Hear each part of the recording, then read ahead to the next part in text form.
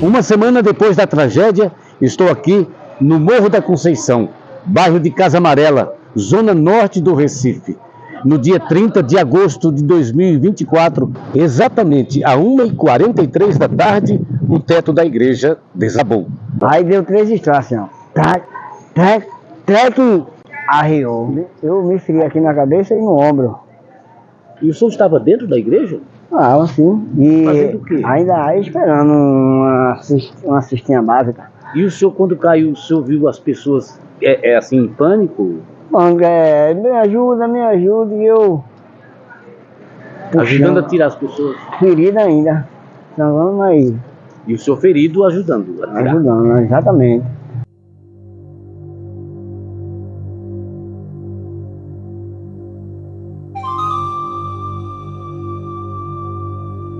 Às vésperas das comemorações e dos festejos de 120 anos em homenagem a Nossa Senhora da Conceição.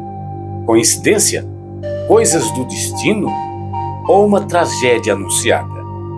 2 semanas antes da tragédia, foi feita a instalação de placas de energia solar em cima do telhado.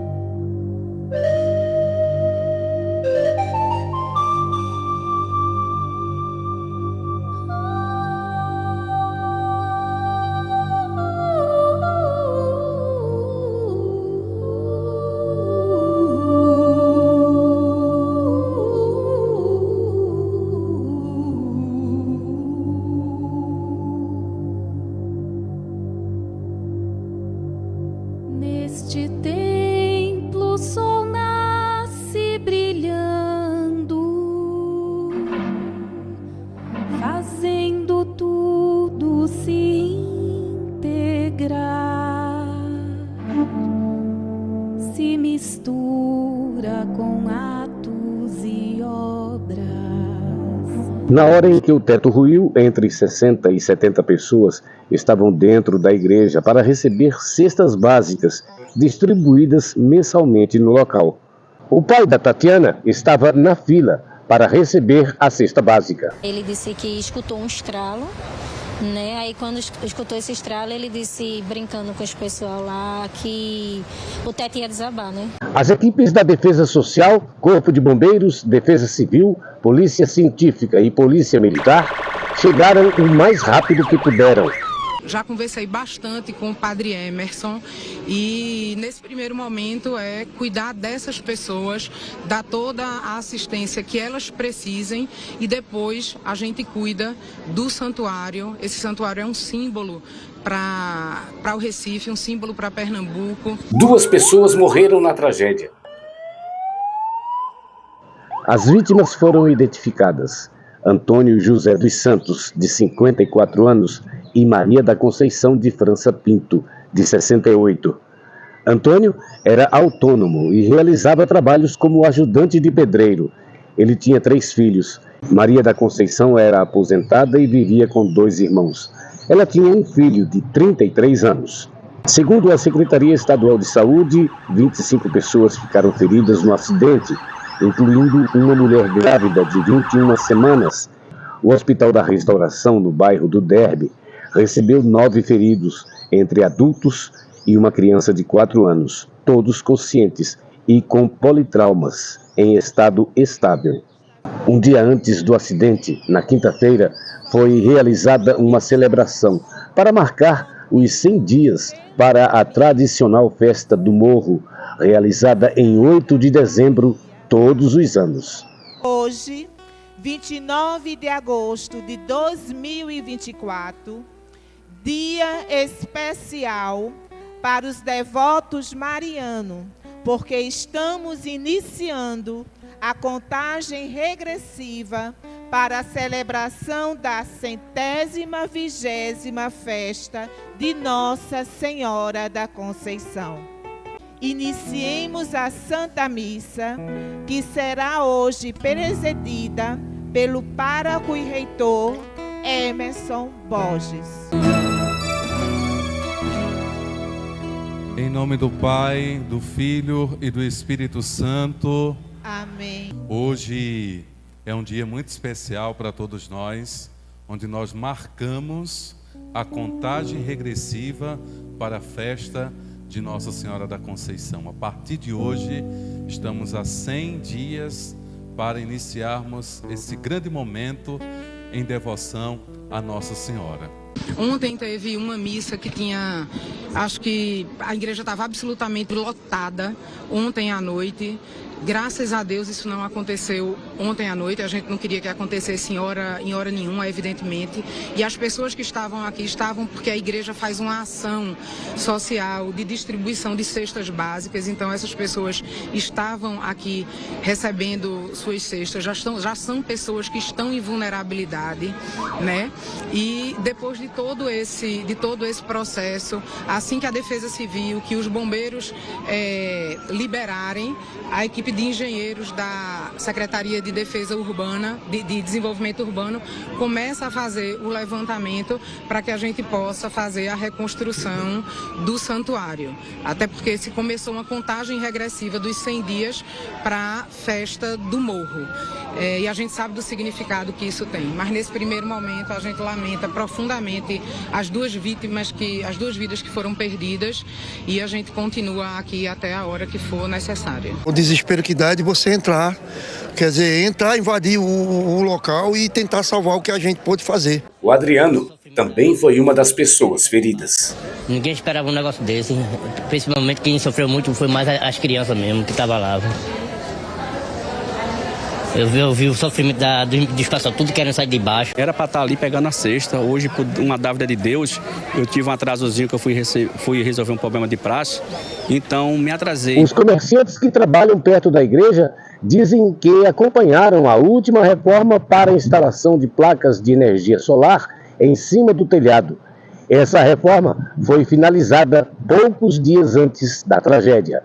Botaram o teto solar em cima de uma estrutura que já estava O secretário de Defesa Social de Pernambuco, Alexandre de Carvalho, diz que é preciso um laudo para se saber a capacidade do peso no telhado. A gente vai precisar de um laudo feito por pessoas capacitadas para saber qual era a capacidade de suportar peso do telhado. Nós sabemos que as placas entraram depois, mas é prematuro a gente dizer qualquer coisa nesse momento, mas não pode ser descartado. Deve ser instaurado um inquérito pela Polícia Civil, nós teremos um laudo de perícia. Eu pesquisei muito, profundamente, para encontrar a resposta sobre as possíveis causas do acidente. Aí fui encontrar a resposta num vídeo do canal da Engenharia. Vamos acompanhar juntos a análise do engenheiro Felipe Rodrigues. Eu sou o engenheiro Felipe Rodrigues e você está no canal da Engenharia.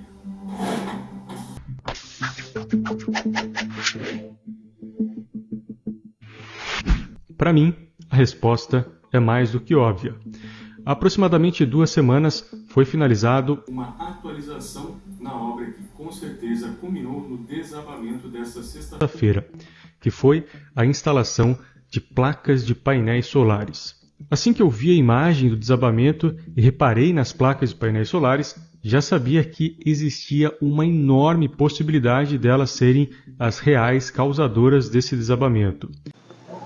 Mas por que isso aconteceu? A estrutura não deveria suportar essas placas? Será que não teve quem verificasse a estrutura antes da instalação?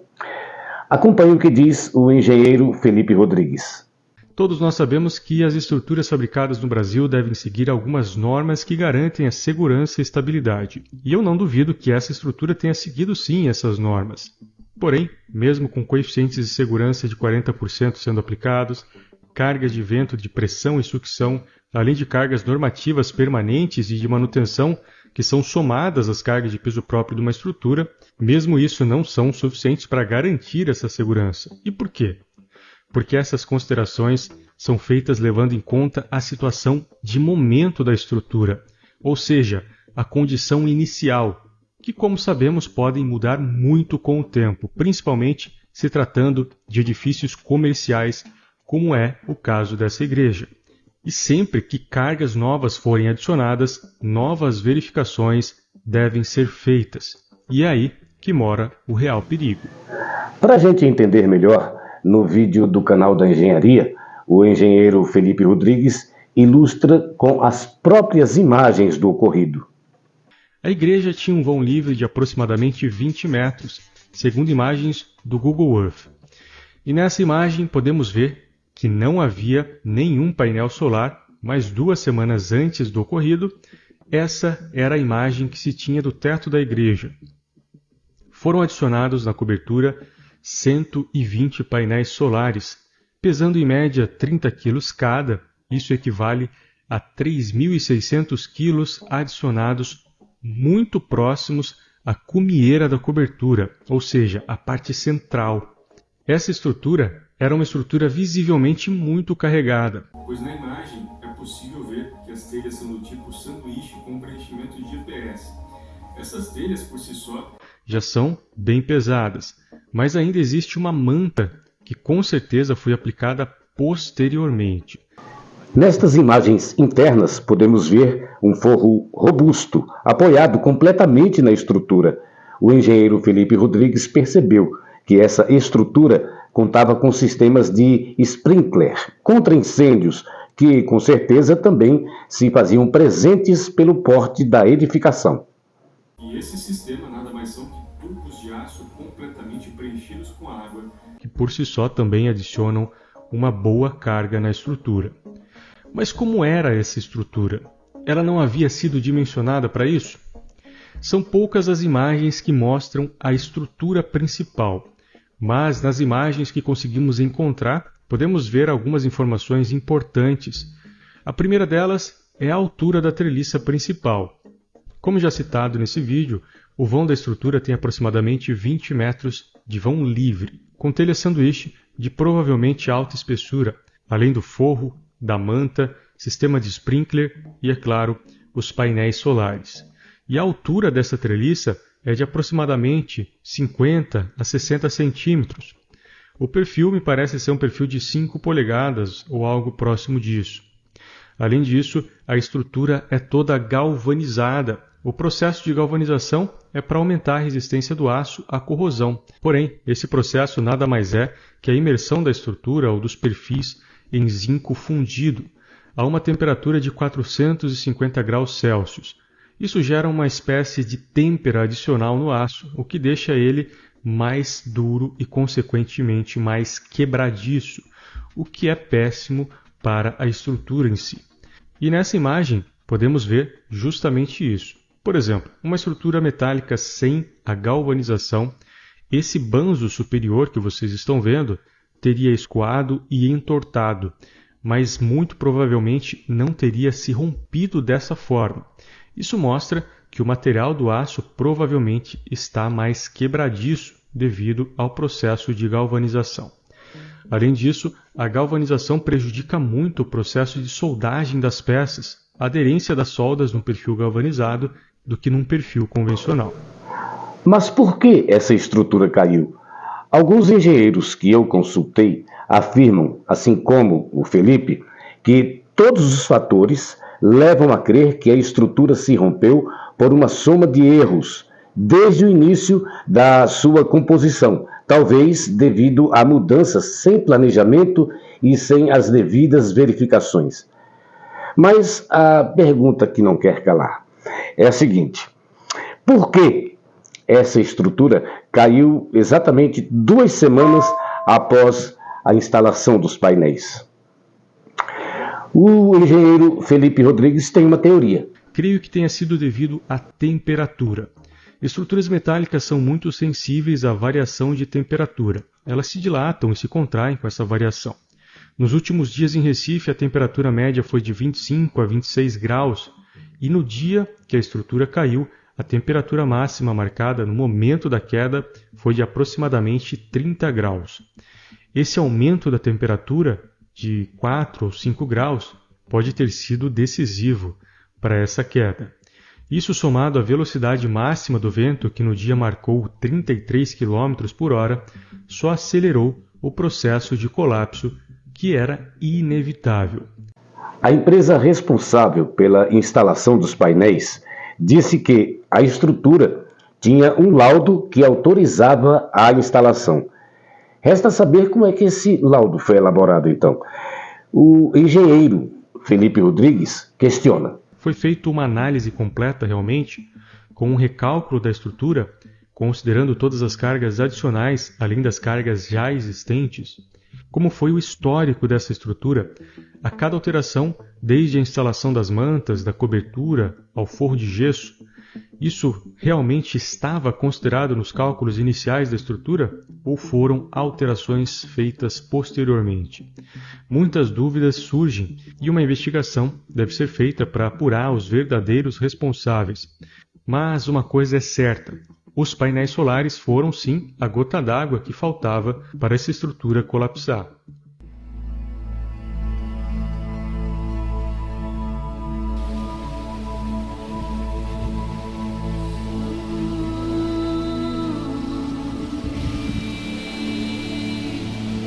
Depois do acidente, muitas pessoas voltam ao santuário movidas pela renovação da fé, devoção e cheias de esperança.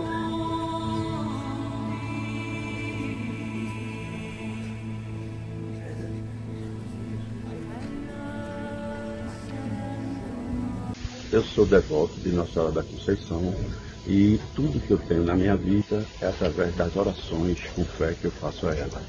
Eu alcanço muitas vezes os pedidos a ela, tanto para mim como para os próximos, principalmente para a minha família. E ela sempre escuta nós os nossos pedidos que a gente pede a ela. Não só eu, como muitos que vêm aqui a ela, aos pés dela. E ela realmente reconhece e nos ajuda a ter uma vida mais tranquila e uma vida com menos peso no fardo que nós carregamos todos os dias. Eu sou muito devoto dela. E o que o senhor acha de tudo isso que aconteceu por aqui? Eu acho uma tristeza muito grande, certo? Porque foi um fato que aconteceu talvez por alguma falta de responsabilidade de alguém, mas isso quem tem que julgar é ela mesma e não nós, que nós somos pecadores, não temos que julgar ninguém. Mas foi uma fatalidade e que eu reconheço que isso aí será resolvido antes mesmo da festa dela, que é agora em dezembro, mas eu tenho fé nela e em nosso Senhor Jesus Cristo que isso será tudo resolvido.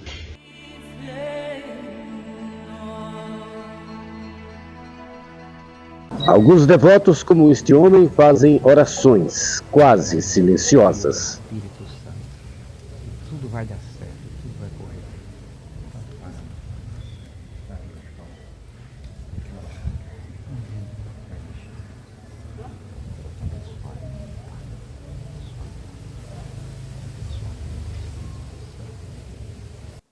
É uma dor lancinante, é uma dor imensa. Perdemos um ente querido, especialmente nessas situações. Prego anche per le vittime dell'incidente avvenuto nel santuário Nossa Senhora da Conceição. A Igreja do Morro da Conceição é referência para os católicos pernambucanos, principalmente para os de Recife.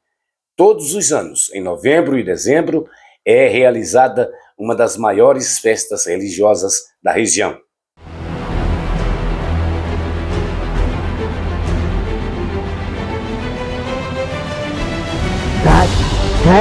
Segue a Rio.